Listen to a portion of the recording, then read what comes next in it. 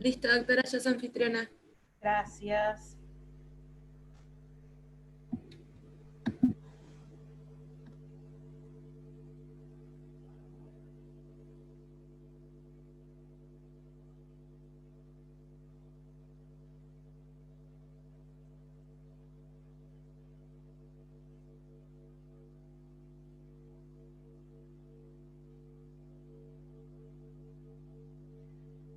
Abril.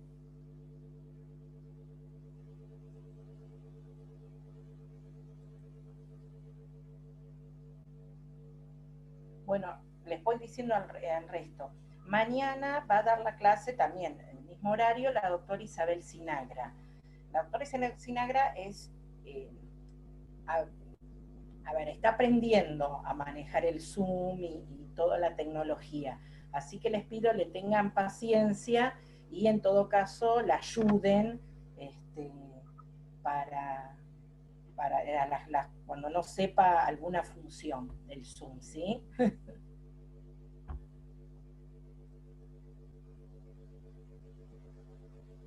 Buen día, doctora. Buen día.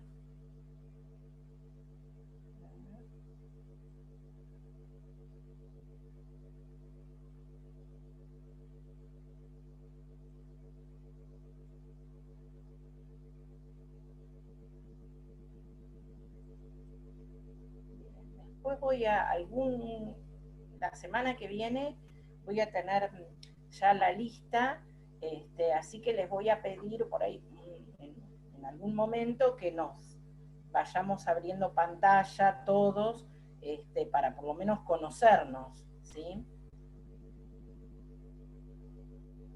No, porque no importa, cuando estoy dando clase no interesa, pero por lo menos es que no pase todo el cuatrimestre sin conocerlos. Bueno, vamos a ir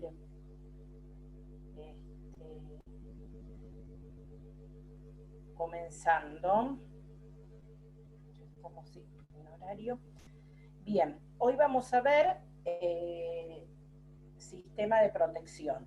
Les quería decir, ayer al final, yo no sé qué pasó con el campus, antes uno cuando subía un archivo, en la misma función de subir archivos podía subir varios y se veían, uno cliqueaba y después se les abrían todos los archivos. Ahora se ve que no, que hay que ir subiendo uno, por eso pasó lo que pasó ayer, que solamente podían descargar uno solo.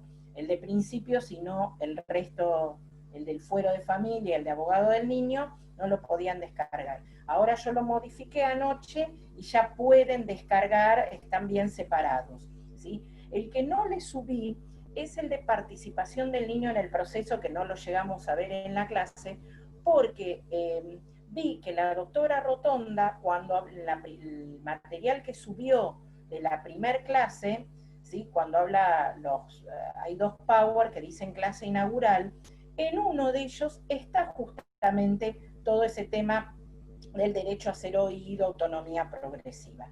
Así que lo que está en el Power de la doctora Rotonda, más lo que vamos a ver hoy, ¿sí? Más, bueno, otro material que también les voy a aportar, yo creo que con eso van a tener suficiente, por eso no le iba a subir otro Power que era igual al que le había subido Rotonda, no tenía sentido.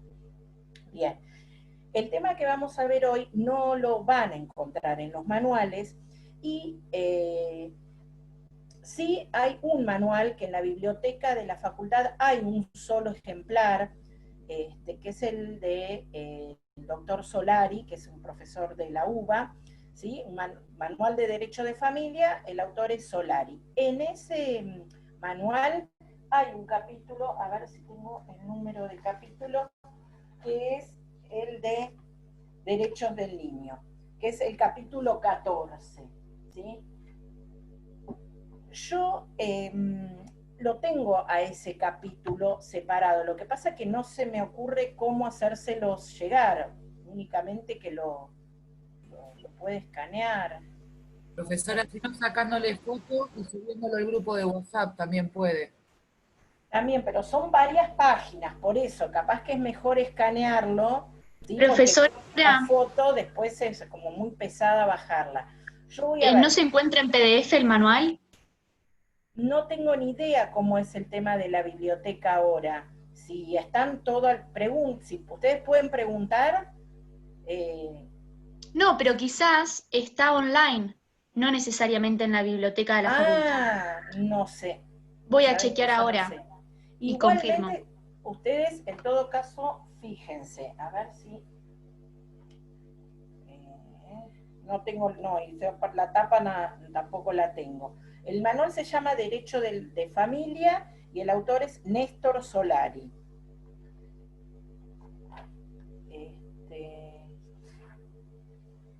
Y sería de la página, ya les digo, 695 a la 755.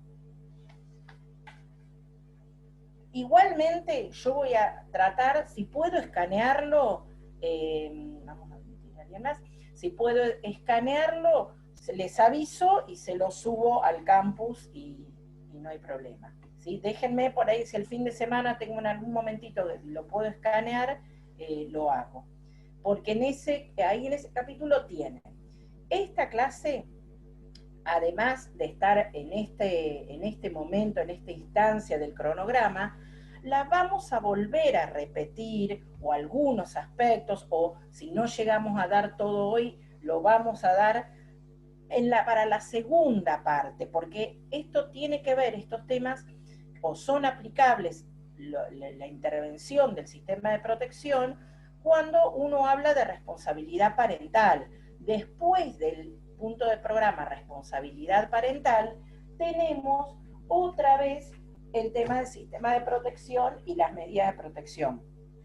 Como no tiene sentido ahora hablar, si llegamos, les doy algo como que para adelantar, pero no tiene sentido ahora hablar de las medidas de protección cuando todavía no han visto responsabilidad parental. Es como que es una secuencia. Uno ve responsabilidad parental, después la intervención de los órganos estatales de aplicación de las medidas de protección, y luego eso puede llegar a terminar en una adopción. Entonces, es como que esa sería la secuencia lógica. La clase del 12 de noviembre, que es la clase 31, es donde volvemos a ver todo este tema, ¿sí?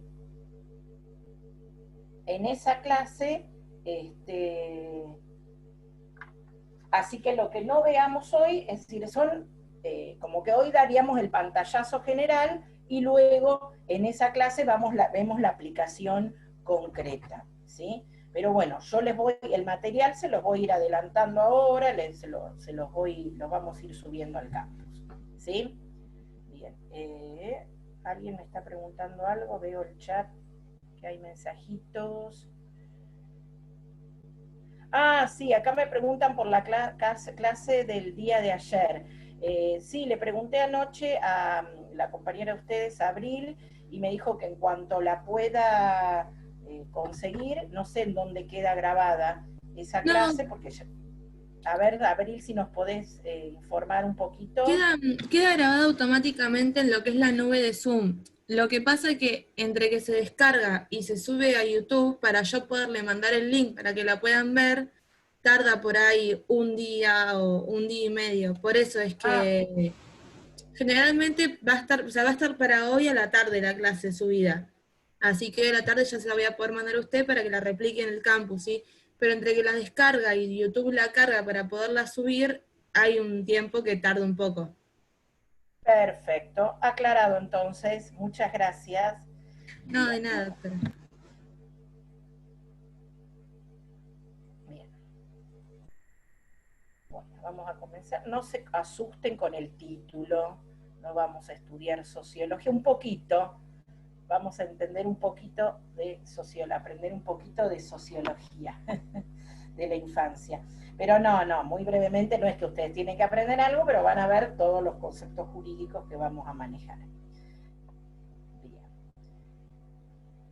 Estos son los contenidos de lo que vamos a ver hoy, pero es para poder entender el porqué de cambio de legislación, por qué el cambio de modelos. Nosotros teníamos antes un modelo donde existían jueces de menores, ¿sí? Y vamos a ver cómo cambió ese modelo. Para entender el porqué de ese cambio, tenemos que entender un poquito algunas cuestiones referidas a la Convención de Derechos del Niño. Yo sé que esto, los que se supone que cuando han cursado derechos humanos, esto hay comisiones de derechos humanos que se detienen y analizan la Convención de Derechos del Niño, y otras comisiones no, o aquellos que han dado la materia libre a veces no lo toman al tema con determinada profundidad, y hay cosas que son importantes que se sepan porque podemos entender el por qué lo aplicamos permanentemente con el derecho de familia.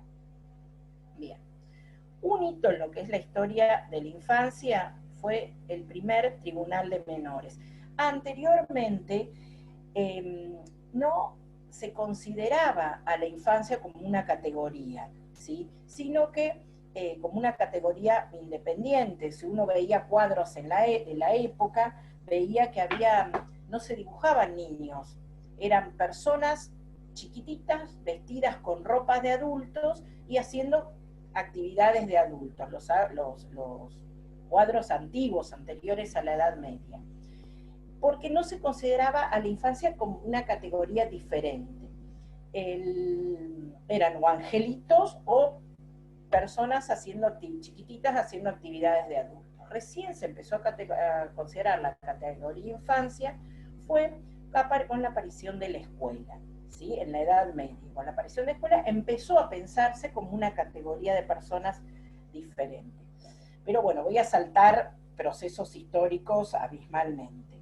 Esta infancia que iba a la escuela era la que estaba que no era necesario tomar en cuenta aquellos que estaban considerados que iban a la escuela, pero sí aquellos que no iban a la escuela porque eran abandonados o habían empezado a delinquir, y empieza a pensarse en esa categoría infancia y en una cuestión de protección de esa categoría. Tiene que ver mucho con el positivismo. ¿Se acuerdan del derecho penal cuando ustedes estudiaban a Lombroso?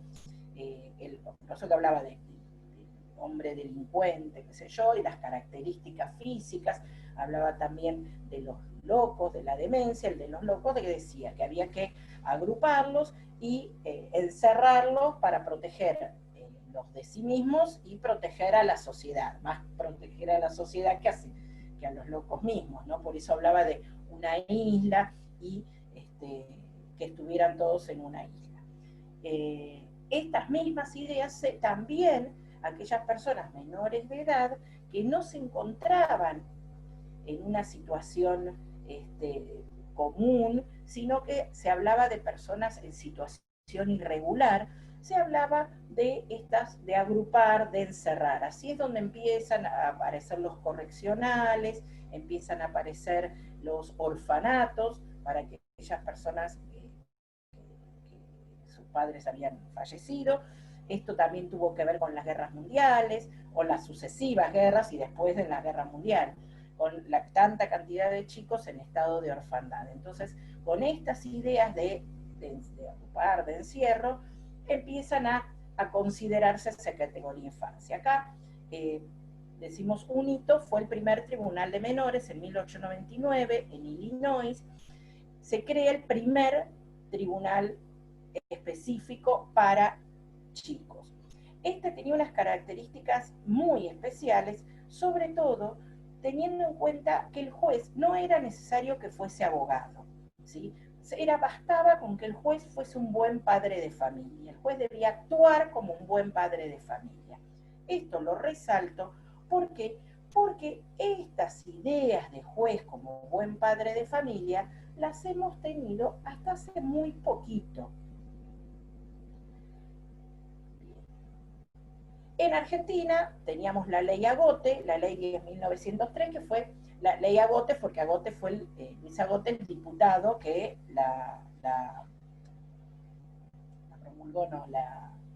que presentó el proyecto, ¿sí? Esta ley creaba el patronato de menores, donde el titular era el juez de menores, coadyuvaban el asesor de menores. El patronato de menores no era un edificio, una institución, sino que es una institución jurídica, ¿sí? El patronato de menores es ejercido por el juez de menores. Cuando ustedes escuchaban un chico que daba a disposición del juez de menores, era justamente porque este juez tenía la potestad sobre esa persona menor de edad. Bien, esta ley Agote se mantuvo vigente hasta el año 2005, que se aprueba la Ley de Protección Integral, la 26061. En provincia de Buenos Aires, hasta el año 2007, teníamos el decreto ley 10.067 que regulaba el procedimiento de menores en la provincia de Buenos Aires. Esta era la ley que regulaba el funcionamiento de los tribunales de menores. Todas estas leyes eran leyes consideradas tutelares, un modelo de patronato, ¿sí? Que ahora vamos a ver por qué, porque estuvieron hasta el 2005, con lo cual veníamos atrasados en la reforma, porque todo este modelo de patronato fue cambiado por un modelo de protección integral, ¿sí? ¿Por qué? Porque el otro hito que sucedió fue la aprobación de la Convención de Derechos del Niño, ¿sí? En el año 89. Vamos a ver un poquito ahora, que yo creo que es importante, de Derecho Internacional Público, ¿sí? El que ya lo ha cursado, esto lo va a saber, pero el que no, vamos a ir viendo un poquito para poder entender por qué es importante la Convención, por qué son importantes los tratados, ¿sí? Cuando hablamos de una declaración, decimos que es soft law, derecho blando, porque la declaración solamente sienta pautas, principios, que los estados pueden atenerse a esos principios o no, siempre son como meras directivas. En cambio, una convención es hard law, derecho duro. Sus cláusulas, ¿sí?, son obligatorias para los estados, ¿sí? Deben los estados adecuarse a esas cláusulas y es como si fuese un contrato con contenido patrimonial, sería un contrato, pero es obligatorio para las partes. Bueno, la convención es obligatoria para los estados firmantes. Hay diferentes pasos, ¿sí? La aprobación de una convención internacional lo hace la Asamblea General de Naciones Unidas.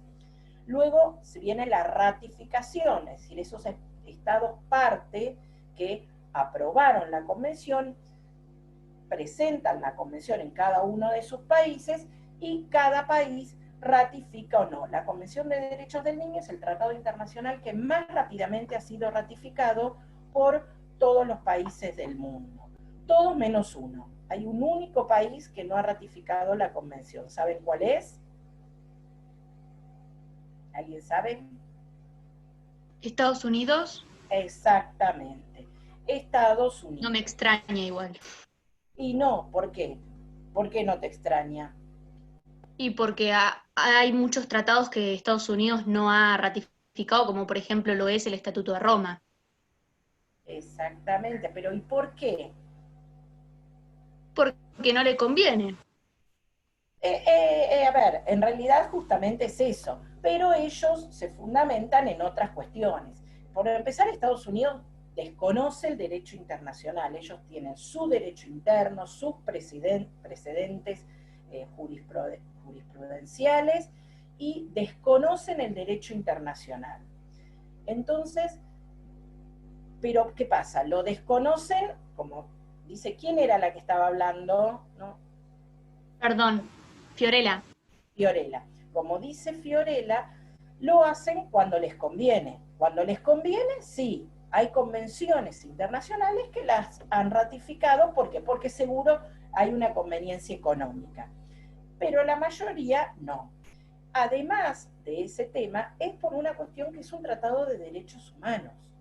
Con lo cual, le implicaría a Estados Unidos tener que abolir la pena de muerte. Y eso es un costo político muy grande que los sucesivos estadistas no están dispuestos a afrontar. Hubo en algún momento un movimiento como para ratificar, que fue cuando estaba Clinton, después vino Bush, el segundo Bush, que era ultraconservador, así que no, Cuando estuvo Obama también aparentemente parecía que se iba a ratificar, pero en realidad no se hizo porque justamente los estados que tienen la pena de muerte son aquellos estados que Obama tenía menos votos. Por lo tanto, no podía abolir la pena de muerte en esos estados porque directamente no iba a tener ningún voto. Entonces, no se ratificó. Y ahora con este hombre terrible que tiene Estados Unidos de presidente, menos que menos. Pero justamente tiene que ver con esas cuestiones. Bueno, nos fuimos por el tema de la ratificación, pero bueno, ahora vamos a ver qué pasó en Argentina. Entonces seguimos con los pasos. Aprobación, Asamblea General de Naciones Unidas, ratificación por los estados partes, incorporación, es decir, cada país decide cómo la va a incorporar a su derecho interno. Puede ser que la incorpore con el carácter de ley, puede ser que la incorpore como una jerarquía de un tratado internacional, puede ser que la incorpore en el texto de su constitución, ¿sí? Cada país decide cómo la va a incorporar. Y luego viene la otra etapa, que es la adecuación de la legislación interna, es decir, cómo toda la legislación inferior, ¿sí? Leyes nacionales, provinciales, se tienen que adecuar a ese tratado internacional. Y en Argentina. Argentina fue Estado parte, es Estado parte de las Naciones Unidas, así que participó en la aprobación de la Convención. Esto fue en el 89. En el año 90, al año siguiente, Argentina la ratifica la Convención, con 4 reservas. ¿Sí? Una referida a la edad, porque la Convención decía que se considera niño desde el nacimiento hasta los 18 años, y Argentina dice no, en Argentina se considera niño desde la concepción, porque para nuestro derecho se es niño desde la concepción en el seno materno, ¿sí? Por eso, en el caso de que se tenga que regular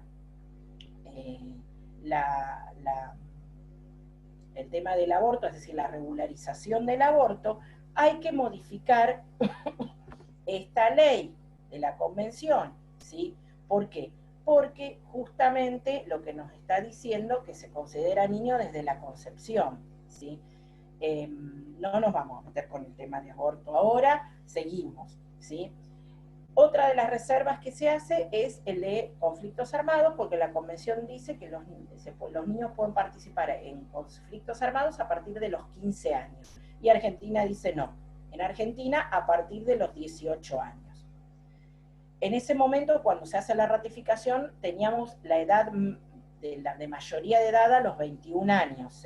Pero eso igualmente... Argentina, por eso, cuando se baja la edad, era también para adecuarla a la Convención, que se considera niño hasta los 18.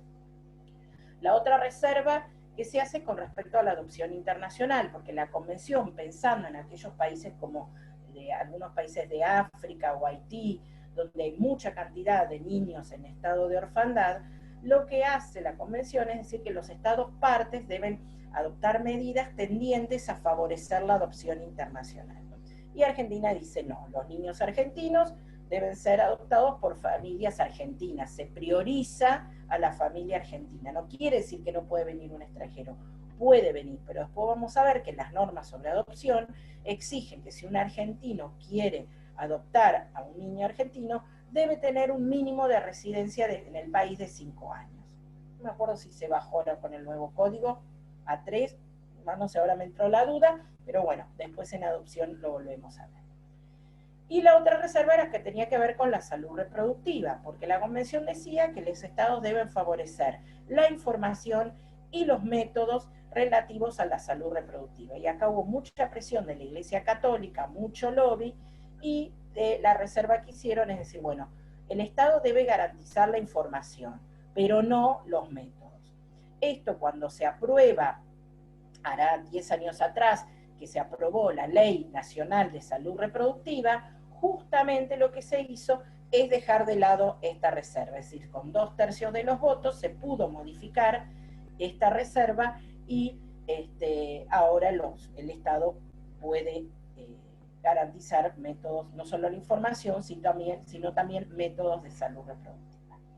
Bien, esta ratificación se hizo por la ley 23849 en el año 90. Tenía la convención jerarquía de ley como si fuese una ley nacional, como si fuese, no, era una ley nacional.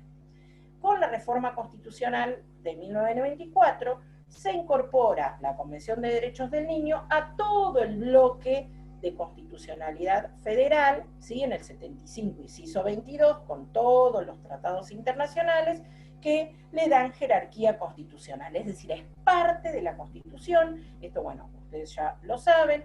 Esta jerarquía constitucional le da operatividad, es decir, a partir del fallo en Mejián contra Sofovich, sabemos que no se necesita una reglamentación, sino que esos tratados de derechos humanos del 75, inciso 22, tienen efectividad, es decir, yo puedo reclamar que una norma que está en esos tratados ha sido violada, invocando la inconstitucionalidad de esa norma. Esto es muy importante en el derecho de familia, donde permanentemente hay fallos que declaran la inconstitucionalidad, tal vez, de un artículo del Código Civil, porque ser contrario a la Convención de Derechos del Niño. ¿Por qué? Porque la Convención es parte de la Constitución. Bien, nos faltaba la última parte, ¿sí? La adecuación de la legislación interna. Fíjense, la Convención se ratificó en el 90, se incorporó el texto constitucional en el 94, y recién en el 2005 se aprueba la Ley Nacional 26061 de Protección Integral. Recién en el 2005, un montón de años después. Esto era muy grave. ¿Por qué? Porque si un Estado no adecúa su legislación interna, es pasible de sanciones, y sanciones graves, como multas muy elevadas, o también impidiéndole el acceso a créditos internacionales. Es decir, el país necesitaba un préstamo del BID para hacer una infraestructura, no sé, una ruta, un puente, y el BID podía negarle ese crédito por no haber adecuado su legislación interna a la convención. Entonces, veníamos retrasados. En el 2005 se aprueba esta ley 26061 que deroga a la ley Agote, ¿sí? A la ley 10.903, y en provincia de Buenos Aires, en el mismo momento, también en el 2005, se aprueba la 13298, que es la protección integral en provincia de Buenos Aires. Quedó suspendida hasta el 2007, pero hasta que se creaban los organismos, y después ya la tenemos en funcionamiento. Estas leyes de la 2661 no vamos a ver mucho, solo al artículo 3, que habla de interés superior del niño, el artículo 27, que es el que habla de abogado del derecho a ser oído, la participación del niño, la figura del abogado del niño, y no mucho más, alguno que otro artículo más. La que vamos a ver es la 13298, porque tenemos que ver cuál es el procedimiento administrativo que se intervienen ante las situaciones de vulneración de derechos de niños, ¿sí? Y como en provincia de Buenos Aires ya tenemos nuestra ley, esa es la que aplicamos, ¿sí? La que establece las medidas de protección, la medida de abrigo, etcétera, etcétera. En Capital Federal se trabaja, es similar el procedimiento, pero se trabaja con la ley nacional. Cada provincia suele tener su ley de protección integral, y aquella provincia que no la tenga, aplica la ley nacional, ¿sí? Nosotros tenemos nuestra ley provincial, así que vamos a ver la 13298. Decimos que es una adecuación incompleta porque hay provincias que no tienen una ley propia, y además Capital Federal, es decir, si un chico hay una vulneración de derechos en Capital Federal o comete un delito en Capital Federal, se le aplica el procedimiento de menores, que está previsto en la ley 22278. ¿Por qué? ¿Y por qué no se modifica esa ley? O sea, pero Buenos Aires va adelante a la vanguardia de todo, ¿por qué no en esto?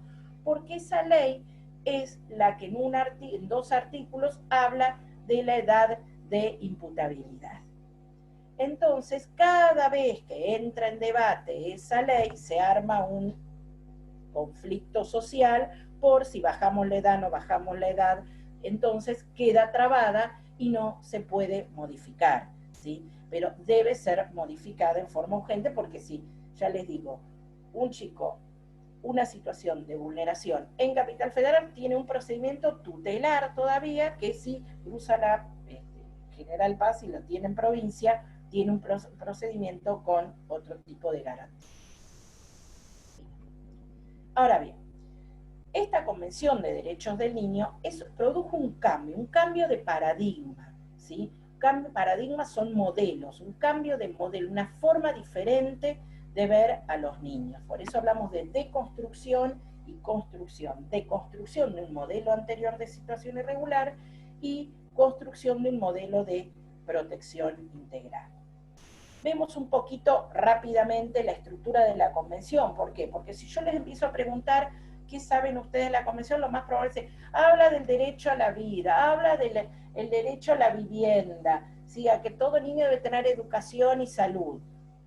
Pero más allá de los derechos en particular, la Convención tiene otra importancia en cuanto a su estructura por los principios que sienta, ¿sí? Más allá de detallar los derechos, que estos principios son los que vamos a ver permanentemente. Van a ver que cada cuestión que hablemos del derecho de familia, vamos a tener que hablar de principios. Bueno, tiene un preámbulo donde habla de la familia como lugar primordial de crianza de un niño. Esto es súper importante cuando hablamos de responsabilidad parental, cuando hablamos de adopción, ¿sí? Cuando hablamos de guardas, ¿sí? El niño, el derecho a vivir en familia y en lo posible en su propia familia, ¿sí? Es una garantía constitucional. 3 características. Integralidad es para todos los niños. Los modelos anteriores de situación irregular, teníamos leyes, las leyes de procedimiento de menores, eran leyes para una determinada población, aquellos chicos que se encontraban en una situación irregular porque habían sido abandonados o habían delinquido. Hoy las leyes son para todos los niños. Cualquier niño, sea pobre, sea rico, cualquiera. Por eso hablamos de integralidad. Se considera el niño sujeto de derechos, es decir, esto no tengo que explicar acá qué significa sujeto de derecho, porque estamos en la facultad de Derecho, ¿sí? Pero ¿qué significa? ¿Sí? Que es titular de derechos y obligaciones. Desde que es concebido es titular de derechos y obligaciones. Lo que va a ser diferente es cómo va a ir ejerciendo esos derechos. Hablamos del pase de cubrir necesidades a garantizar derechos, porque si cubrimos necesidades, tomamos al niño como objeto de protección. Y estamos hablando de personas que son sujetos de derechos. Los principios, ahora los vamos a ver. Interés superior del niño, no discriminación, efectividad, autonomía y participación. Lo dejamos, ahora seguimos. Y después sí, viene la segunda parte que menciona los diferentes derechos. Después viene una parte de garantías y de formas de contralor. Con respecto a la forma de contralor, algo importante para decirles es que la Convención de Derechos del Niño, la forma de contralor es que un informe que se hace todos los años, el Estado debe realizar un informe al Comité de Derechos del Niño con sede en Ginebra. Pero no solamente es el informe oficial, también va a haber un contrainforme de las ONG. Aquellas ONG que se dediquen al trabajo con niños pueden presentar un contrainforme al Comité de Derechos del Niño de Ginebra. Este Comité de Derechos del Niño dicta observaciones generales. Ustedes van a ver que en algunas instituciones que estemos viendo, vamos a ver observación general del Comité de Derechos del Niño. ¿Qué hace el Comité de Derechos del Niño? Interpreta algún artículo de la Convención que ha dejado lugar a dudas, entonces a través de estas observaciones generales que son fuente de derecho también. Así que las tomamos para analizar algunos de los temas que estamos viendo. Hago la diferencia con el Pacto de José de Costa Rica, porque la forma de contralor del Pacto de San José de Costa Rica es la Comisión Interamericana y la Corte Interamericana. Si yo tengo una causa, ustedes van a ser abogados, si yo tengo que plantear un caso, que sé que el caso va a venir complicado, que puedo llegar a tener que recurrir a la vía interamericana, yo no voy a poder fundamentar en la convención. Me dirá, bueno, convención es un tratado de derechos humanos, entonces, si se viola la Convención de Derechos del Niño, me queda habilitada la vía interamericana. No. Tengo que tener la previsión de invocar aquellos artículos del Pacto de San José de Costa Rica que se están vulnerando, porque si no, no me habilita la vía interamericana. Voy a llegar hasta la Corte Suprema por inconstitucionalidad, pero no voy a poder acceder a la vía interamericana. Tengo que tener la previsión de invocar el pacto, aquel artículo que sea pertinente, o los artículos del Pacto de San José de Costa Rica. Tenemos casos que han llegado a la Corte Interamericana, que después se los voy a subir, son fallos que tienen, les voy a subir resúmenes de esos casos, que es Fornerón, Furlan, Artavia Murillo, y me falta uno que me olvidé. El otro siempre me lo olvido. Bueno, son casos, bueno, después tenemos otro caso, pero tiene que ver con el derecho penal, Villagrán Morales, son casos que han llegado a la Corte Interamericana. Nosotros, acá en esta materia, vamos a pedirles que tengan conocimiento, que lean por lo menos los puntos resumidos de esos fallos. Fornerón, seguro, Atala Rifo era el otro, Atala Rifo, que es contra Chile, ¿sí? No es de Argentina, pero es importante en el tema de atribución del cuidado personal. Eso después se los voy a subir al campus, los resúmenes. Igualmente lo googlean y lo tienen, ¿sí? Pero son fallos que tienen que saber. Profesora, ¿Sí? sí, en la primera clase de la doctora Rotonda, ella mencionó muchos fallos, y en los que son los fallos paradigmáticos, hay algunos que no se encuentran en internet, para ver dónde los podemos encontrar.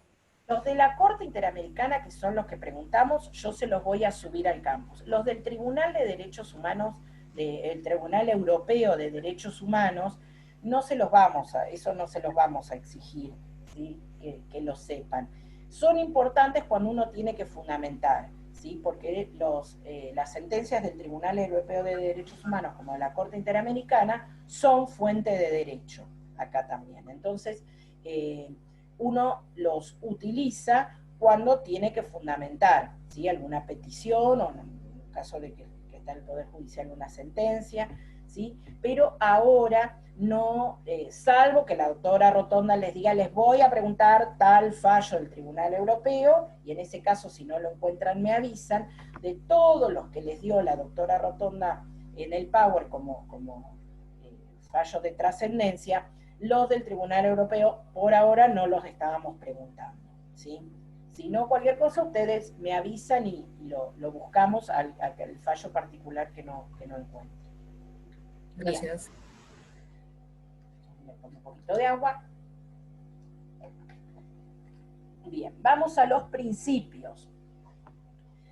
Interés superior del niño, autonomía progresiva, participación y derecho a ser oído. Ahí dice lectura obligatoria, no es obligatorio, ahí lo teníamos como obligatorio cuando antes no teníamos manuales y me quedó en la filmina, entonces yo dejaba en impresiones una publicación de un autor chileno, un jurista, Sillero Gruñol, pero igualmente se los dejo porque sirve, ¿sí? Igualmente ahora en todos los manuales tienen explicado interés superior del niño, autonomía progresiva y derecho a ser oído. En el PowerPoint que le dio, como les dije hoy, la doctora Rotonda, también está. Sí, y si quieren, igualmente yo al campus les subo lo de Sillero Gruñol, pero a mí me gustaba porque estaba bien explicado ahí. Pero ahora en los manuales lo tienen bien clarito. Con interés superior del niño. La Convención de Derechos del Niño en el artículo 3 dice que todas las medidas concernientes a niños deberá atenderse a su interés superior. Esto salió, este artículo, en la Convención, y ahí empezó todo el mundo a invocar el interés superior del niño. El tema es qué se entiende por cuál es el interés superior del niño, qué se entiende por interés superior del niño, desde la mirada de quién, porque puede ser que los padres consideren que determinadas situaciones lo mejor para el interés del niño. Puede ser que los jueces consideren algo diferente, puede ser que el asesor considere otra cosa, el propio niño considera que su interés es otro. Entonces, ¿cómo interpretamos qué es el interés superior del niño? Hubo muchos fallos que ahora no se los voy a dar porque la misma ley de protección integral en el artículo 3, artículo 26061, da una pauta de interpretación sobre qué se entiende por interés superior del niño. Cuando dice lo que está ahí en rojo, la máxima satisfacción integral y simultánea de los derechos y garantías reconocidos en esta ley. Cuando habla de máxima satisfacción integral y simultánea, es decir, si yo tengo que fundamentar en el interés superior del niño, no tiene que ser una frase tipo bastardilla, así, como hay niños, digo, tengo que mencionar el interés superior del niño. Tengo que decir por qué yo considero que se está garantizando el interés superior del niño, ¿sí? Y con qué, cómo lo voy a fundamentar, justamente por estas pautas que dicen abajo, es decir, mencionar o hacer mención a la garantía de cada uno, es decir, porque se garantizó el derecho a ser oído, porque se garantizó, no sé, depende de la situación que se generara, el derecho del niño a tener contacto con ambos padres, porque se garantizó su derecho a permanecer con su familia de origen. Y la máxima satisfacción, quiere decir, ahí puede ser que algún derecho no se haya restablecido en su totalidad, pero la mayoría de los derechos deben estar garantizados. De esa forma, estoy diciendo que de esa manera se garantiza el interés superior del niño, ¿sí? Es una pauta, acá la ley 26061 nos está dando la pauta de interpretación, nos está diciendo, cuando yo fundamento el interés superior del niño, tengo que decir por qué considero que es interés superior del niño, y nos da esas pautas. A mí lo que más me interesa, no que se acuerden todo lo que se dice ahí se debe respetar, pero sí lo que está en rojito, ¿sí?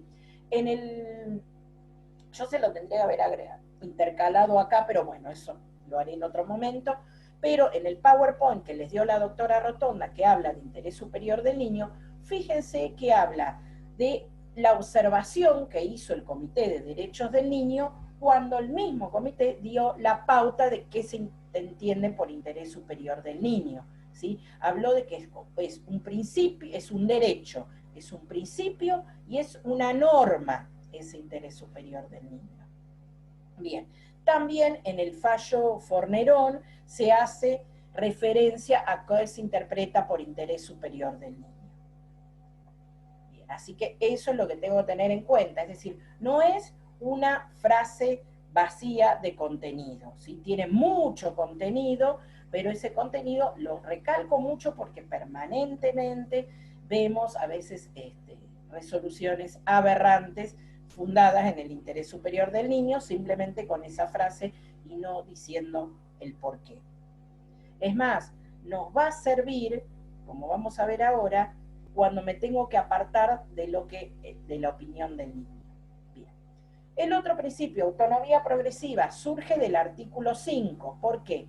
Porque el artículo 5 nos habla de las responsabilidades de los padres respecto de la crianza de los hijos. Pero nos hace esta frasecita que está en rojo, que dice que los padres son los responsables de los hijos, tienen los deberes y derechos respecto de los hijos, en consonancia con la evolución de sus facultades.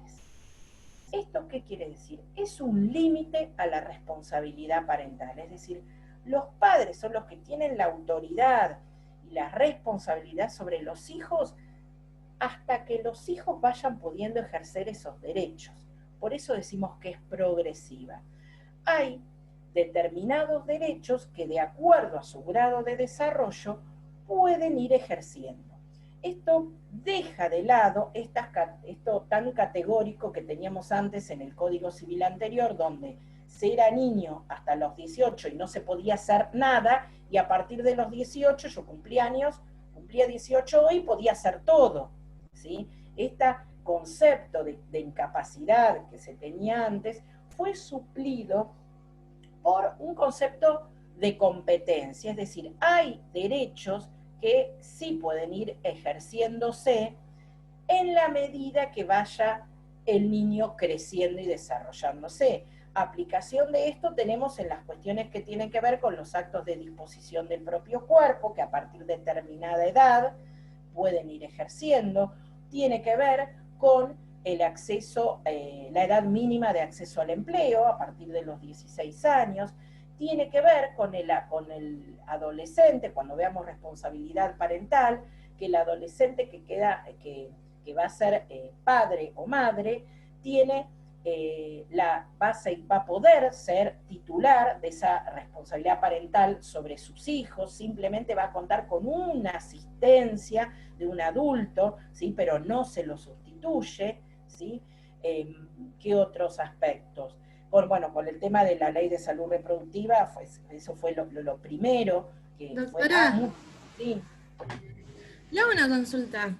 Vio que, como usted decía recién, que la capacidad es progresiva, va aumentando a lo largo que el niño aumenta su evolución, sería su madurez. En el caso de, por ejemplo, ¿no? Una persona, un niño que es padre o madre a los 15 años, que Sí. todavía la responsabilidad sobre ese niño la tienen sus padres. Sí. ¿No es contradictorio que el niño tenga la responsabilidad de su hijo y... No. Te entiendo, ahora lo vamos a ver cuando veamos responsabilidad parental, pero te lo adelanto porque es justamente un ejemplo de autonomía progresiva. Antes, en el Código Civil anterior, cuando un adolescente se hablaba de el menor emancipado, los hijos de menores emancipados, era un supuesto de tutela legal. Los abuelos de ese niñito tenían la patria potestad sobre ese chiquito, de pleno derecho. Eso se modificó porque era absolutamente discriminatorio, porque hablaba del menor no emancipado, con lo cual, si esa persona menor de edad se casaba, sí podía tener la patria potestad. Con lo cual, como que el casamiento implicaba madurez para poder criar un hijo, cuando no tiene nada que ver. Después, bueno, otras cuestiones que hablaba de una tutela unipersonal, qué sé yo, y además, porque si el Estado, por un lado, habla, o la Convención dice que los Estados deben el apoyo a la maternidad adolescente, y por otro lado, le estamos sacando todos los derechos. Es decir, ese adolescente, hoy con el nuevo código, puede ejercer, aquel que ha tenido un hijo, va a poder ejercer las responsabilidades atinentes al ejercicio de esta responsabilidad parental. Para los actos cotidianos, después vamos a ver que hay determinados actos trascendentes que va a contar con la asistencia del adulto, ¿sí? Ese consentimiento, por ejemplo, para una intervención quirúrgica, por ejemplo, si manifestara su voluntad de que su hijito fuera en adopción, necesita que ese consentimiento esté complementado con el asentimiento del adulto, ¿sí? Son actos trascendentes para los cuales necesita la asistencia. Y además, ese adulto también va a poder ejercer algún tipo de oposición frente cuando considere que hay de ese chiquito hay alguna situación que pudiese poner en peligro su integridad física o psíquica. Es decir, no está solo el adolescente.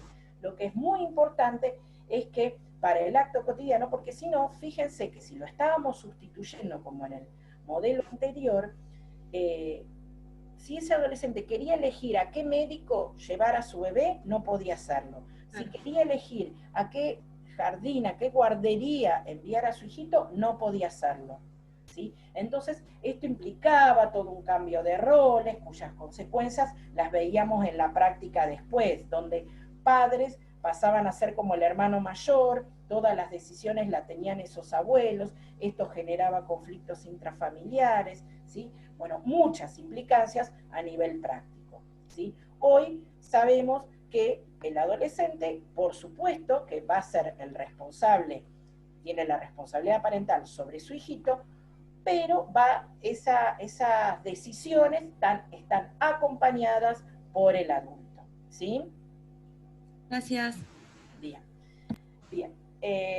Seguimos entonces. Bueno, como ese ejemplo, bueno, vamos a ir viendo, hay un montón respecto de autonomía progresiva, pero esto es aplicación muy práctica, lo preguntamos bastante, ¿sí? Así que el tema de autonomía progresiva, ustedes van a ver que después en cada cosa que vayamos hablando, vamos a volver al tema de autonomía progresiva y ahí ya van a ver los ejemplos en las sucesivas clases.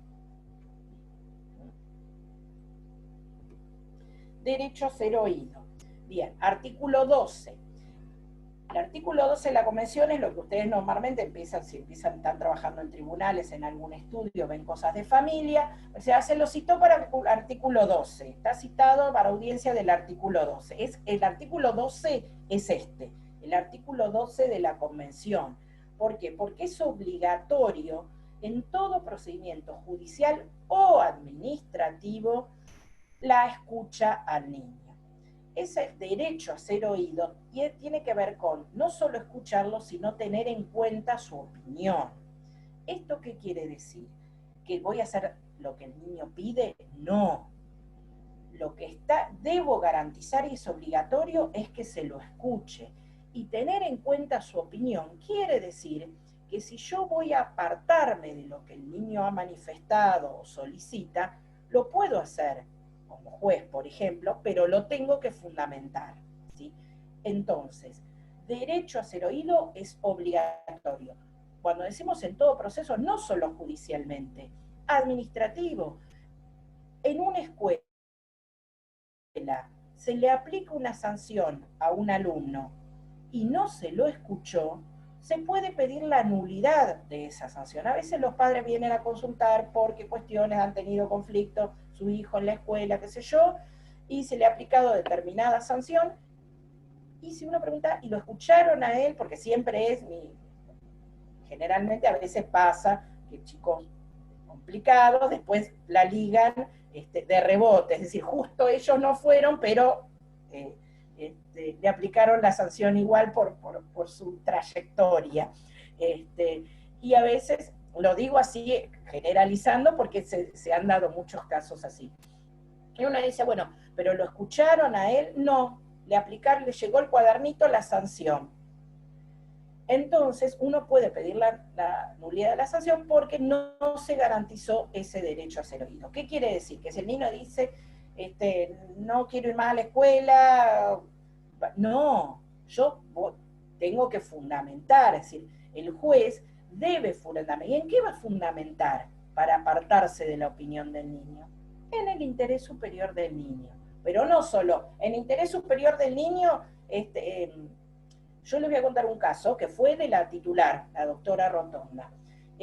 Un caso de una chiquita que estaba internada en el hospital materno, que era necesario que le pusieran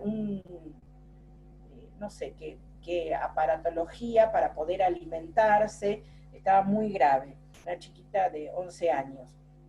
La mamá de esta chiquita decía que se negaba a dicho procedimiento porque decía que su religión no era testigo de Jehová, era otra cosa.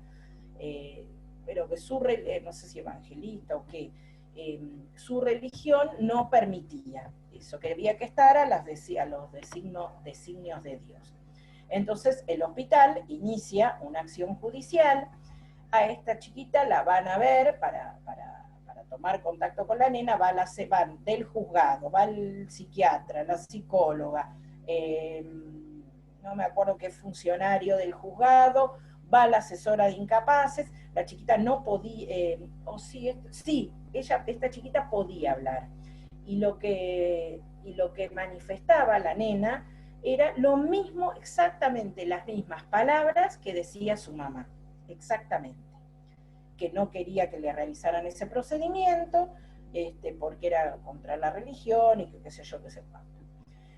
Lo que hace el juez acá era decir, bueno, tenía que fundamentar en contra de la opinión de la niña. Tuvo la precaución en ese momento la jueza de ir y consultar al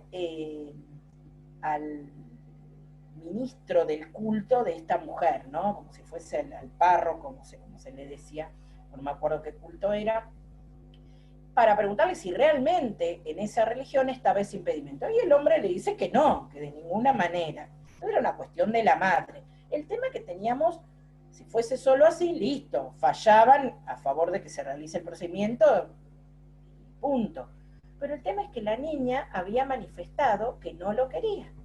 Entonces, el juez se tenía que apartar de la opinión del niño. ¿Y cómo lo hace? Fundamentando en el interés superior. ¿Y por qué? Por esto.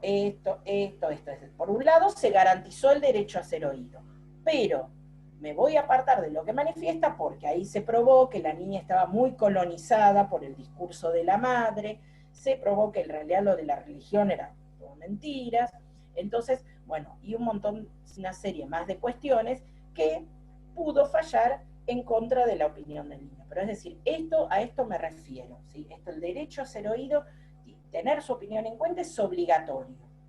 Después se verá si se resuelve, cómo se resuelve. Para garantizar este derecho a ser oído, que a veces costó mucho que los jueces tomen contacto, porque ayer vimos los principios del derecho del proceso de familia, sabemos que el juez tiene que conocer a esa persona, sobre todo si es un niño, sobre quién está resolviendo. Y lo vio el psicólogo. Sí, hay chicos que no se pueden expresar, pero a través de lo actitudinal, de los dibujos, uno puede garantizar ese derecho a ser oído, ¿sí? Para eso está el equipo técnico y los profesionales. Pero el juez tiene que tener contacto. ¿Y cómo garantizo ese derecho si no se cumple? Con la participación del abogado del niño. ¿Sí? El artículo 27, la 26/61, como está en el Word que les subí en el campus ayer, habla de que este derecho a ser oído se va a garantizar con la asistencia letrada. Ese abogado del niño va a ser el abogado particular del niño. Él va a defender que se garantice su derecho a ser oído. Y si después hay una resolución donde ni se menciona la opinión del niño, ni se tuvo en cuenta la opinión del niño, simplemente se resuelve alguna cuestión fundamentando interés superior del niño, pero no se dice por qué, y por qué se apartó de lo que dijo el niño, el letrado de ese niño podrá apelar, ¿sí? Entonces, la forma de garantizar ese derecho a ser oído es a través de la figura de abogado del niño. En el material, que le dije de Solari, está muy bien desarrollado el tema de abogado del niño. Bien, entonces, súper importante, estos principios lo van a tener en cada, no sé, Power que les mandemos de cosas, cuestiones, donde haya niños vamos a volver a retomar esto. Después, ¿qué derechos otorga a los niños de la Convención? Acá les hice como esto no hace falta que sepan cada uno de estos derechos, no hace falta, ¿sí? Pero sepan, esto era para ver la estructura. Bien, entonces, terminamos con la estructura de la Convención y vemos por cómo se pasó de un sistema tutelar a un sistema de protección integral, ¿sí? Cómo se intervenía en un modelo tutelar, sostenido ideológicamente por la doctrina de la situación irregular, donde se ponía características, el niño se hablaba de menor, no hablamos de menor, ¿sí? Sino hablamos de niño. Menor implica una minusvalía, algo que es menos que otra cosa, es tomar al niño como objeto. Acá no tiene nada que ver esto con el lenguaje inclusivo, si estamos a favor, si estamos en contra, ¿eh? Eso cada cual yo lo dejo, que cada cual tome la postura, yo respeto el que quiera hablar inclusivo, yo no puedo, no me sale, tampoco estoy muy de acuerdo, pero bueno, otro día lo hablaremos, pero esto no tiene que ver con eso, esto tiene que ver con el contenido, es decir, con la cuestión semiótica del lenguaje, ¿sí? La implicancia de los términos, ¿sí? Cuando hablábamos de menor, uno decía, yo llevo mis menores al jardín, yo llevo a mis niños, a mis chicos, a los pibes, a los pendejos, si quieren decirle, al jardín. Esto, ojo, que me olvidé que esto está quedando grabado. Bien, pero no digo yo llevo a mis menores al jardín, pero si uno ve la televisión y ve que un chico de 11 años cometió un delito, hablan del menor, no dicen el niño que cometió el delito, hablan del menor, porque justamente viene de estos modelos de tutelares de situación irregular, donde aquella persona que era menos que otra, se hablaba de menor. Por eso hablamos de niño, niña, adolescente, por lo de niño, niña, esta recomendación de UNICEF de incluir el género, por eso es niñas, niños y adolescentes. ¿Sí? Yo termino siempre, van a ver en todos mis power, NN y A, porque es muy largo. Pero es preferible siempre a decir, o hablen de los chicos, si quieren, pero hijos, chicos, pero no menor. Bien. En este modelo de situación irregular, este menor era considerado objeto de protección, debía ser salvado para que no termine siendo un delincuente. Y no importaba su opinión, porque lo que el adulto, y sobre todo un juez de menores, consideraba, como era considerado un buen padre de familia, era lo correcto. Habilitaba las intervenciones estatales de situaciones de riesgo, situación irregular, estos términos muy imprecisos. Esto lo recalco porque vamos a ver ahora después las diferencias con las medidas de protección. O si no lo vemos hoy, lo veremos después en las clases después de responsabilidad parental. Situación de riesgo, qué sé yo, todo el mundo puede estar en riesgo. Uno sale a la calle y está en riesgo. Hoy nos ponemos a charlar al otro, nos saludamos como un abrazo y estamos en riesgo. Entonces decir que un niño está en riesgo, bueno, ¿en riesgo de qué? ¿Por qué? Porque está jugando todo el día en la calle solo. Ah, bien. Pero está en Luro Independencia, o está allá donde yo trabajo, el barrio La Herradura, que la única paz que pasa en alto a la mañana soy yo. Es diferente, y está la vecina que lo vigila, porque los padres trabajan en el pescado y no están en todo el día. Entonces, con estas modelos de estas terminología que habilitaba la intervención estatal, había que tener mucho cuidado a ver hasta dónde iba. Y este modelo de intervención en los juzgados de menores tenían competencia penal y asistencial, ¿sí? No solamente cuando un chico cometía delitos, sino cuando un chico también por una cuestión social se denunciaba algo, intervenía un juez de menores. Bien, bueno, esto juez como buen padre de familia, por eso decíamos lo del primer tribunal de menores. En los últimos tribunales de menores que tuvimos hasta el 2005, también se consideraba que el juez debía actuar como buen padre de familia, no había defensor, no había fiscal, ¿sí? Porque quién mejor que el juez tenía hasta facultades omnímodas y discrecionales. Lo primero, ante una denuncia, lo primero que se hacía era separar al niño de la familia.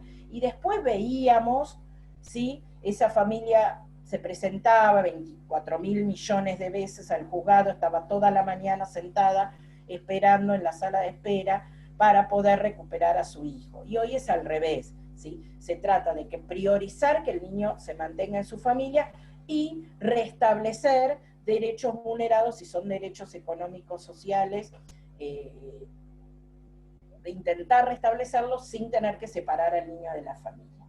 Y las medidas eran sin tiempo determinado, es decir, el juez ordenaba un oficio, ingresa el niño a tal hogar, sin fecha, no sabíamos hasta cuándo, y pasaban años con chicos en los hogares. Hoy vamos a ver que todas las medidas tienen plazo. Este gráfico grafica el modelo tutelar, ¿no? Un niño, puse como ejemplo la escuela, donde se denunciaba alguna situación, la escuela lo denunciaba al juez, y el juez resolvía, esperen que fuese ese cara de malo que pusimos, el juez resolvía separando al niño de la familia, ¿sí? Lo primero que hacía, la escuela se quedaba tranquilísima, porque esto era bien como viernes, 1 de la tarde, con el informecito al juez y ya se quedaba tranquila la escuela. Y ahora vamos a ver cómo se modifica todo esto. En un sistema de protección integral, el niño se considera persona en desarrollo, por eso lo de la autonomía progresiva, es sujeto de derechos, es integral, es para todos los niños las leyes, no solamente aquellos que están en una situación irregular.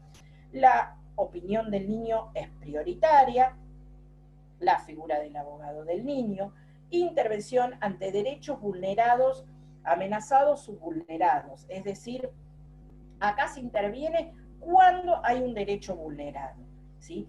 Y el juez, y lo que va a hacer,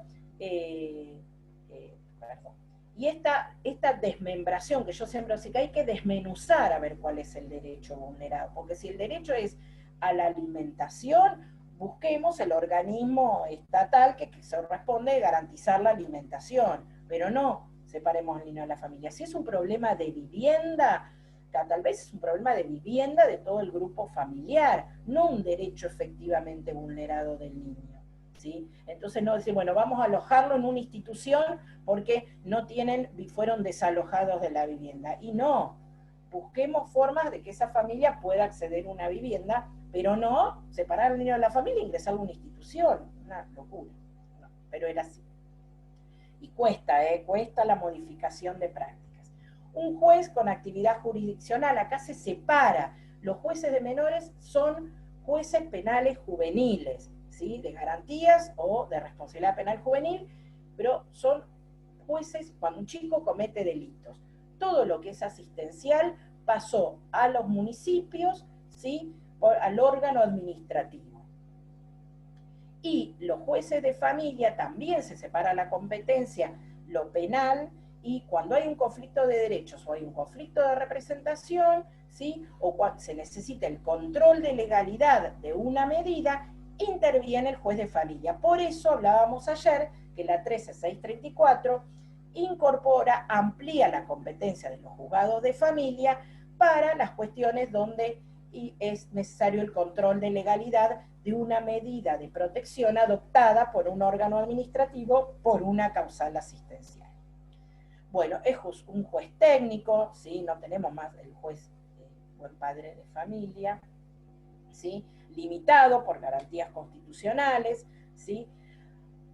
Bueno, y el tema de las medidas limitadas en el tiempo, ¿sí? Todas las medidas, como dije, todas las medidas, ya sea relativas a niños, medidas de protección, las medidas cautelares de la ley de violencia que toman los juzgados de familia, todas tienen un plazo, no puede haber una medida por tiempo indeterminado.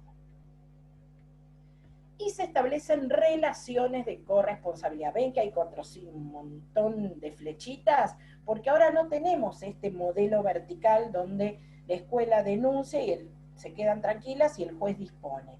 Ahora se habla de relaciones de corresponsabilidad. Hay un principio en el artículo 14 de la 13298 que habla del principio de corresponsabilidad.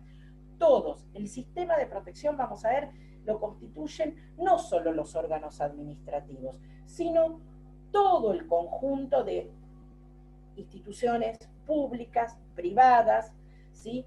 Que todos son los obligados a restablecer derechos del niño. Si un chico deja de ir a la escuela y es desertor, ¿sí? El que debe garantizar, no tengo que ir y denunciar ante un juez de familia o ante un servicio local como órgano administrativo. Lo que tiene que hacer la escuela es, a través de sus propios órganos, del consejo escolar, de sus equipos técnicos, ver por qué ese chico no va más a la escuela. Esto, si hay una cuestión de salud donde no hay una familia que no hay adherencia a algún tratamiento, lo que deberá hacer el organismo de salud a través de sus servicios sociales, ver por qué no hay esa adherencia al tratamiento. Pero todas esas cuestiones antes se denunciaban a un juez y se abrían causas. Y eso es terrible, porque el chico desde que nace está estigmatizado por antecedentes de causas judiciales, ¿sí? Y eran causas asistenciales. Para entender la diferencia entre estos dos paradigmas, recomendamos una publicación, Un modelo para armar y otro para desarmar, de la jurista Mari Veloz, que lo pueden buscar, lo googlean y aparece, pero si no, se lo subo al campus también, ¿sí? Ya hace un cuadrito en este libro, Justicia y Derechos del Niño, ¿sí? Es una publicación de UNICEF, que se la pueden ingresar gratuitamente. Ella hace este cuadrito de lo que era un modelo de situación irregular y un modelo de protección integral. Esto, Mari Veloz mismo, yo un día me la encontré en un congreso y me dice, no, el cuadrito, esto ya avanzamos, ya ahora estamos hace 15 años en un modelo de protección integral. Ya no, Entonces yo ahora digo, sí, pero en las prácticas se sigue actuando como modelo de situación irregular. Y por lo tanto, lo tenemos que seguir dando este cuadrito, tenemos que seguir explicándolo. Y me dice, la verdad que tenés razón, porque esto es común en las prácticas que se siga, si bien tenemos leyes de protección integral, es muy difícil modificar las prácticas. Bien. ¿Cómo se adecuó a la convención la legislación interna? Dijimos hoy, la ley nacional 26061 tiene un decreto reglamentario. Nosotros vamos a ver, vuelvo a repetir, el artículo 3 que leo hoy de interés superior del niño, el 27 de abogado del niño. En provincia de Buenos Aires tenemos nuestra ley de protección integral, 13298, y el decreto 300. Esto es lo que vamos a ver.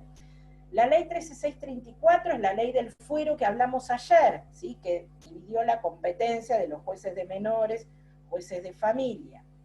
La ley 14.537 es muy cortita, pero es súper importante porque reforma el artículo 35 y 35 bis de la 13298, ¿sí?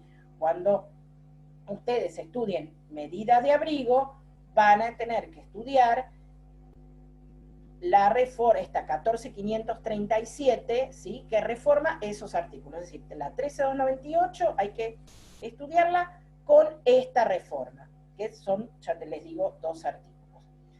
Y la ley de procedimiento de adopción, porque es correlativa, ¿sí? La ley de procedimiento de adopción en la provincia de Buenos Aires, que me dice lo mismo que ahora dice el Código Civil y Comercial, esto se los dije ayer, ¿sí? Porque se aprobaron en paralelo. Esta ley de procedimiento de adopción es la consecuencia de la aplicación de una medida de abrigo que no se pudo restituir derechos y volver el niño a la familia, puede llegar a terminar en un proceso de adopción. Por eso es la secuencia que yo digo, este tema lo tenemos que dar, no ahora, lo tenemos que dar después de responsabilidad parental, para seguir la secuencia lógica. Y ya son las 11. Sistema de protección en la provincia de Buenos Aires organiza un sistema de intervención mixta, administrativa y judicial. Hay un procedimiento administrativo y un procedimiento judicial de control de legalidad de la medida de protección. Esta, esperen un cachito. Rápidamente menciono algunas cosas del otro Power, pero lo vamos a ver después para la segunda parte. Estos temas puede llegar a entrar para este parcial los principios, derecho a ser oído, interés superior del niño, ¿sí? Con el tema de las medidas, yo voy a hablar con la doctora Rotonda que las preguntas en relación a medidas de protección lo dejemos para la segunda parte, para que puedan entender. Lo que vamos, ya son las 11 y los voy a cansar mucho, pero como este Power se lo subo, quiero que vean qué es lo que vamos a tener en este PowerPoint, que lo vamos a ver, ya les digo, la segunda parte. Específicamente, todo esto que hablamos hasta ahora es para que puedan entender el por qué hay un sistema de protección, ¿sí? Porque si no, yo les puedo arrancar con esto, cuál es el sistema de protección, pero sí, ¿y de dónde sale? A mí no me parece. Yo creo que cuando hay un cambio de legislación, uno tiene que explicar el porqué del cambio de legislación. En este Power vamos a tener la Ley Nacional 26061, un poquitito, las leyes provinciales, ¿sí? La Ley de Procedimiento de Adopción, y vamos a desarrollar las medidas de protección de derechos ordinarias especiales. Vamos a ver acá cuáles son los órganos administrativos que crea la Ley de Protección Integral en Provincia de Buenos Aires, los servicios zonales, servicios locales, ¿sí? Y vamos a ver cuáles son las funciones de esos servicios locales y cuáles son las medidas de protección que pueden adoptar, ¿sí? Vamos a ver algunos principios. Vieron que yo dije que además de los principios generales, para cada tema, principio en particular, tiene que ver con el principio, el concepto de núcleo familiar. Esto es muy importante para adopción, para guardas, porque nos amplía el concepto. ¿Se acuerdan cuando hablábamos de familia la semana pasada? El concepto amplio de familia. Fíjense que acá el concepto de núcleo familiar es súper amplio. no solo se extiende a la familia extensa, ¿sí? A los parientes, sino que también a aquellos que tienen un vínculo significativo, es decir, aquellos referentes afectivos. Por ejemplo, el vecino que lo conoce al niño desde que era chiquito, o la mamá del novio, entonces se va de la casa la adolescente y se va a vivir a la casa del novio y uno puede establecer una guarda a favor de la mamá del novio, ¿sí? Esto tiene que ver con el principio de autonomía progresiva, ¿sí? Y también con el concepto de núcleo familiar, es decir, no va a quedar sin un referente adulto, va a tener un referente adulto que no es su pariente, sí, va a ser alguien con quien tiene un vínculo significativo, ¿sí? Esto es importante, ¿por qué? Porque antes teníamos un adolescente se iba de la casa, se hacía una denuncia de fuga, y era una denuncia penal, lo buscaba la policía.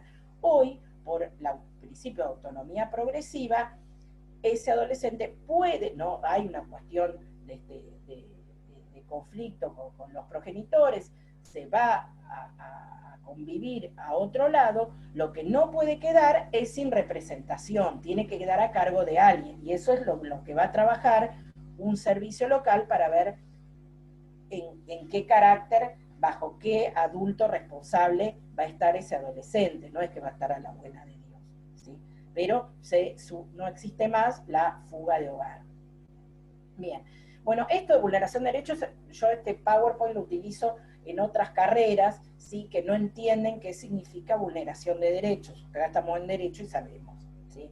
Así que, y como no lo entienden tampoco en párrafos, se los hago en tipo mapa conceptual para que se entienda qué significa vulneración de derechos.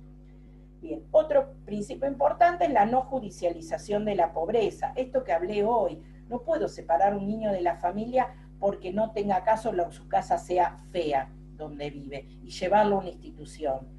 No se puede adoptar una medida de protección por una cuestión de pobreza, ¿sí? Y la ley 3298, el principio de corresponsabilidad. ¿Qué es el sistema de protección, que era el objeto de esta clase? Fíjense lo que dice ahí la ley 3298 y el decreto 300, que es el decreto reglamentario de la ley 3298.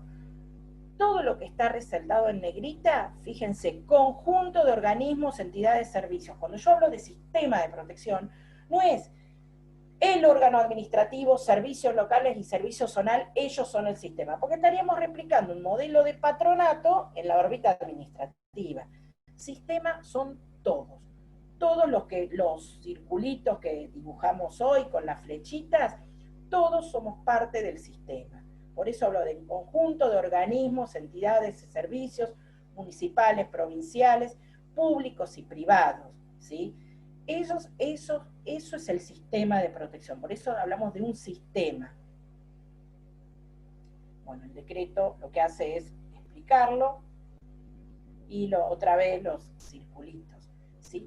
Y vamos a ver cuáles son los órganos administrativos que crea la ley 3298, una comisión interministerial, ¿sí? Formada por representantes de cada uno de los ministerios de la provincia, un defensor del niño, un observatorio social que no están creados. En provincia de Buenos Aires esos no están creados. Y después servicios zonales y servicios locales. Lo dejo acá, vamos a volver a retomar este tema después de que vamos para la segunda parte de la materia, ¿sí? Después de responsabilidad parental. ¿Les parece? Así no los canso tanto. Doctora, ¿sí? yo tengo una pregunta. Esta información que está en este último PowerPoint, ¿dónde podemos encontrarla? Yo les voy a pasar en este libro de Solari, está explicada la ley 26061, pero la composición, salvo la composición de los órganos administrativos, porque en Buenos Aires se llaman defensoría, en vez de servicios locales, se llaman Defensoría de los Derechos del Niño, ¿sí? Pero hace mención a cómo es en provincia de Buenos Aires y están explicadas las medidas. Perfecto. Igualmente, encontré el manual de Solari, ¿sí? y se lo voy a pasar a mis compañeros y a mis compañeras por el grupo de WhatsApp, porque pude descargarlo. Ah, bien, se puede descargar. Bueno, no le. Ah, lo que pasa es que le. Bueno, pásalo todo si querés, pero no, porque si le podés pasar solo estas páginas que te dije, mejor para que no sea tan pesado. Pero si no, bueno. Lo voy a compartir por Drive, porque no sé realmente cómo hacer para pasar solamente el capítulo, pero sé cuáles son las páginas, así que le paso el manual, les digo cuáles son las páginas y que después cada uno de ellos vea cómo es. Perfecto, genial, buenísimo, buenísimo, buenísimo. Esto es, ¿ves? Esto es colaborativo, esto es corresponsabilidad, entre todos nos ayudamos en esta pandemia, ¿sí? Así que muchísimas gracias. ¿Quién es? Fiorella, ¿no? La que me estaba Sí, hablando. Fiorella. Bien, buenísimo, buenísimo. Si lo podés hacer, estaría genial. Así que, bueno, chicos, finalizamos ya por hoy. Cualquier cosa, esto ya les digo, esto lo que es importante para esta primera parte es el tema de los principios. Después, o qué es el sistema de protección, pero yo voy a hablar con la doctora Rotonda para que dejemos estas preguntas para la segunda parte. ¿Sí? Sí, el tema de los principios sí, porque eso se aplica en todo el derecho de familia. Bueno, finalizamos entonces. Bueno, mañana tienen con la doctora Sinagra, les pido por eso paciencia y ayúdenla, si no sabe cómo manejar un poco el Zoom. Ayer estuvimos practicando, yo creo que no va a tener problema, pero bueno, por las dudas. Bueno, muchas gracias a todos y hasta la semana que viene. Gracias, hasta luego. Hasta luego. Chao.